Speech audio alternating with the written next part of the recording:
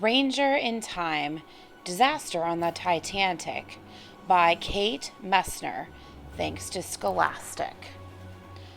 Chapter 1. Look Out Below. Patrick Murphy hurried through the dark streets of Belfast. If he arrived late for work at the Harland and Wolff shipyard, the gate would be closed. He'd lose his pay for the day. Patrick picked up his pace. When he turned the corner and saw the open gate, his heart filled with relief. He'd made it. Patrick stopped at the office, picked up his board, and tucked it into his pocket. The worker number stamped on the small piece of wood ensured that he'd get credit for the hours he'd worked when he turned it in at the end of the day. The yard hummed with activity as men streamed in from all over the city. The shadow of the big ship towered over them. Patrick had grown up in the shipyard, right along with the Titanic. He remembered visiting his father at work when he was a little boy. He'd peek at the big windows of the Harland and Wolff drawing room to watch Mr. Andrews and the other designers making plans for the biggest boats in the world. Patrick longed to stand at the desks with them, imagining and drawing such amazing ships. They started work on the Titanic in 1909 when Patrick was 11. First came the gantry, a huge structure with cranes, elevators, and walkways. It was the scaffolding from which the men would build. Beneath the gantry, they laid the great ship's keel. Then came the framing.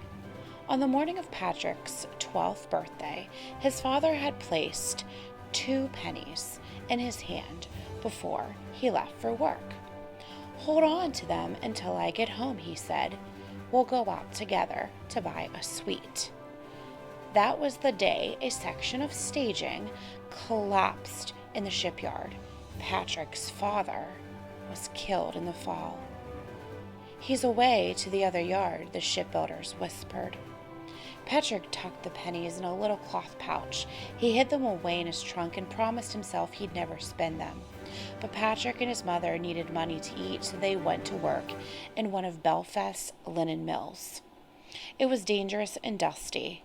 Patrick's mother developed a cough. Soon it became so bad she couldn't work anymore. Patrick needed a job that supported both of them. So, when he turned 13, he went back to the shipyard where crews continued to work on the Titanic. Patrick joined a riveting team that fastened great steel plates onto the ship's skeleton. But now the work was mostly finished, Patrick took on other jobs, painting and running supplies. Everyone was busy getting ready for the ship's launch just 2 months away. Sometimes Mr. Andrews himself would tour the shipyard. The pockets of his blue jacket were always stuffed with plans. Patrick wished he could stop work for just a moment on those mornings. He loved to unroll the drawings and walk with the shipbuilder about what he might imagine next. But today, there was too much work for daydreaming. "Move along, Murphy," the foreman called. Patrick hurried to the work site. Today they'd start building the slipway, the big ramp that would run up to the ship and under the keel. On launch day, the Titanic would slide down the ramp into the water and everyone would cheer. "Watch yourself," someone called as a crane unloaded a pile of timbers beside the men. Patrick unhooked the bundle, and the crane's arm rose up to get more. "Over here," the foreman called. One by one, Patrick and the other men lifted the enormous timbers and walked them into place. "More on the way," someone called as the crane's arms swung their way again. Patrick wiped his brow with his sleeve. His stomach growled. How long was it until the morning break? Breakfast was only bread and tea, but it would be better than working with an empty belly. While Patrick waited for the next bundle of timbers, he let his eyes close just for a moment and listened. He loved the music of a ship coming to life, the banging and rattling of steel on steel. But then another sound rang out from above, a deep, booming voice. "Look out below!"